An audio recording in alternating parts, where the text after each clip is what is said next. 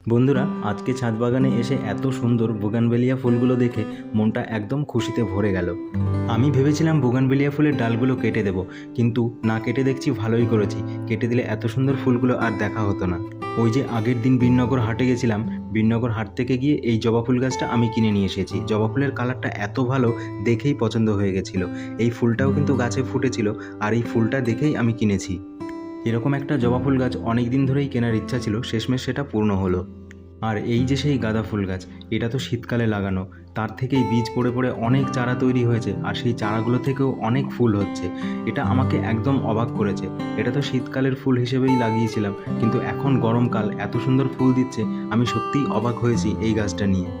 ভাবছি এই ফুলগুলো থেকেও বীজ তৈরি করে রেখে দেবো, শীতকালের আগে আগে সেইগুলো থেকে আমি চারা তৈরি করব। এই ক্যারেটের মধ্যেও একটা শশা গাছ আমি বসিয়ে রেখেছিলাম।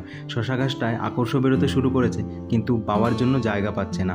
ওপর থেকে একটা নেট নিচে ঝুলিয়ে দিলাম, এই নেটের সাহায্যেই ওপরের দিকে বেয়ে যাবে। ছাদ বাগানে এই মুহূর্তে মোট 2টো শশা গাছ আমার আছে। ওদিকে আগের দিন দেখিয়েছিলাম একটা 20 লিটার জলের ড্রামের মধ্যে বসিয়েছিলাম, ওটাই কিন্তু ছোট ছোট শশা চলে এসছে। চলো বন্ধুরা, আজকের মতো ভিডিওটা এখানেই শেষ করছি। খুব তাড়াতাড়ি দেখা হবে নতুন ভিডিও। ধন্যবাদ।